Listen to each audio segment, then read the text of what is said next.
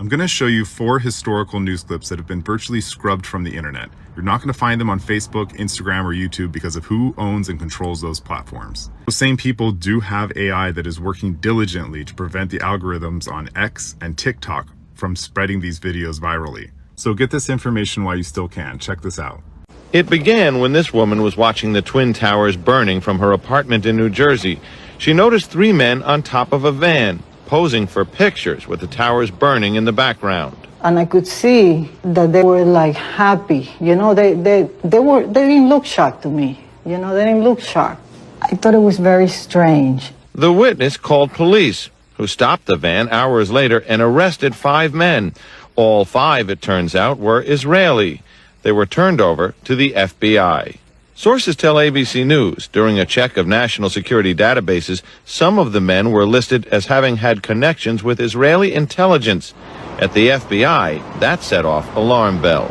The FBI needed the answers to 3 important questions. Who were these men? What brought them to that parking lot on the morning of September 11th? And did they have any advance knowledge of what was going to happen that day? The men said they were just taking pictures at the time. They said they worked for a company called Urban Moving. The FBI obtained a search warrant for the company's offices. 2 SUVs were filled up with between 9 and 12 boxes and computers. Not long after the arrests, the offices of Urban Moving were simply abandoned. Almost everything was left behind. In jail, the 5 Israelis were repeatedly interrogated and given lie detector tests. Stephen Gordon was their American lawyer. They were asked questions if they had ever been approached by or hired by any non-United States intelligence community. While there is still some debate among American intelligence officials, many investigators believe some of the men were part of an Israeli operation aimed at monitoring radical Islamic charities that support groups like Hamas, something lawyers for the 5 men and the Israeli government strongly deny. These 5 Israelis were not involved in any intelligence operation in the United States. The story is simply false. In the end, the FBI concluded there was no evidence that any of the 5 men had advance knowledge of the September 11th plot. After 71 days, the 5 Israelis were deported, leaving some ruffled feathers among both U.S. and Israeli officials.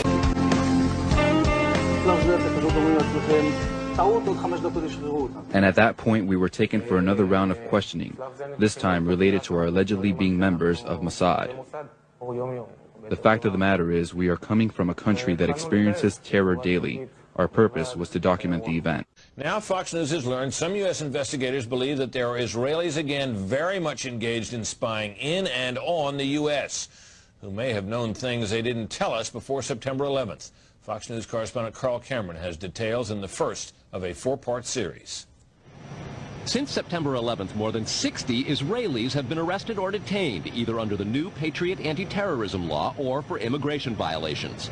A handful of active Israeli military were among those detained, according to investigators, who say some of the detainees also failed polygraph questions when asked about alleged surveillance activities against and in the United States. There is no indication that the Israelis were involved in the 9/11 attacks, but investigators suspect that the Israelis may have gathered intelligence about the attacks in advance and not shared it. A highly placed investigator said there are, quote, tie-ins, but when asked for details, he flatly refused to describe them, saying, quote, evidence linking these Israelis to 9/11 is classified. I cannot tell you about evidence that has been gathered. It's classified information. Fox News has learned that one group of Israelis, spotted in North Carolina recently, is suspected of keeping an apartment in California to spy on a group of Arabs who the United States is also investigating for links to terrorism. Numerous classified documents obtained by Fox News indicate that even prior to September 11th, as many as 140 other Israelis had been detained or arrested in a secretive and sprawling investigation into suspected espionage by Israelis in the United States. Investigators from numerous government agencies are part of a working group that's been compiling evidence since the mid-90s. These documents detail hundreds of incidents in cities and towns across the country that investigators say, quote, may well be an organized intelligence gathering activity. The first part of the investigation focuses on Israelis who say they are art students from the University of Jerusalem and Bezalel Academy. They repeatedly made contact with U.S. government personnel, the report says, by saying they wanted to sell cheap art or handiwork.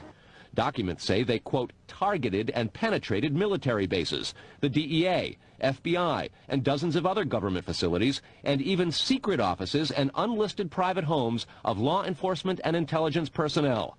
The majority of those questioned, quote, stated they served in military intelligence, electronic surveillance intercept, and/or explosive ordnance units. Another part of the investigation has resulted in the detention and arrests of dozens of Israelis at American Mall kiosks, where they've been selling toys called Puzzle Car and Zoomcopter. Investigators suspect a front. Shortly after the New York Times and Washington Post reported the Israeli detentions last month, the carts began vanishing.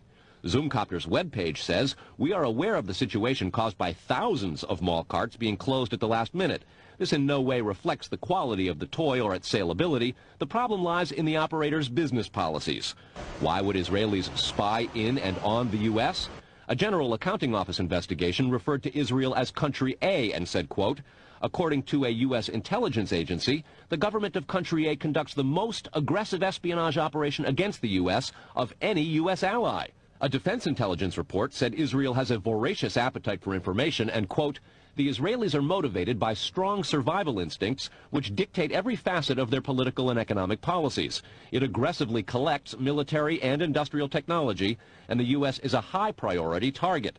The document concludes, quote, Israel possesses the resources and technical capability to achieve its collection objectives. A spokesman for the the Israeli embassy here in Washington issued a categorical denial, saying any suggestion that Israelis are spying in or on the U.S. is, quote, simply not true. There are other things to consider, and in the days ahead, we will take a look at the U.S. phone system and law enforcement's methods for wiretaps, and an investigation into the possibility that both have been compromised by our friends and allies overseas. Brett? Carl, what about this question of advanced knowledge of what was going to happen on 9/11? How clear are investigators that some Israeli agents may have known something? Well, it's very explosive information, obviously, and there's a great deal of evidence that they say they have collected. None of it necessarily conclusive. It's more when they put it all together. A bigger question, they say, is how could they not have known? Almost a direct quote, Brett. Agreed with an Israeli request to stop the distribution of a book that contains some pretty damning information about the Israeli Secret Service, the Mossad, if it is true. Here's ABC's John Martin. The most sensational claim in the book involves this bloody day, the Beirut Marine Barracks bombing. The book says Israeli agents kept vital information from U.S. Marines that might have saved the lives of 241 Americans killed here. Israeli government sources deny this account, but according to the book, an Israeli informant saw a Mercedes truck being fitted with secret panels for explosives. Israeli troops were told to be on the lookout for the truck. But the book says the Israelis intentionally gave the Americans only a vague warning, not mentioning the kind or size of vehicle. The book says Israeli intelligence was willing to let the terrorists succeed to protect their sources and out of contempt for U.S. intelligence. It says agents withheld information on U.S. hostages for similar reasons. In Toronto today, the author was under a court-ordered gag not to discuss the book or the case. You see, there's two restrictions. There's one restriction that I can't talk about what I learned or have done in the Mossad, and the other restriction is I cannot talk about anything that's in the book. Israeli officials confirm that Viktor Ostrovsky worked for the Mossad in the 1980s. Alarmed by the contents of the book, they got it temporarily blocked in Canada and the United States. It's the position of the Israeli government that the information contained in the book could very well lead to the identification of employees of the Mossad and could jeopardize their lives. But the book's introduction says it does not name active agents and gives only initials. It does say that more than 24 senior Israeli agents routinely gather intelligence in the United States. Late today, the book was put out for sale in New York after the court lifted its restraining order. The publishers claimed victory, but the Israeli embassy said it will still pursue its action against the author. This is exactly why it's so important that we don't censor anybody, even if we don't agree with them, so that we have the information available to us to make our decisions. Human beings are walking lie detectors. You have to control the information and limit the information in order for humans to come to an incorrect conclusion. If you give them all the information, they will see what's right and what's wrong.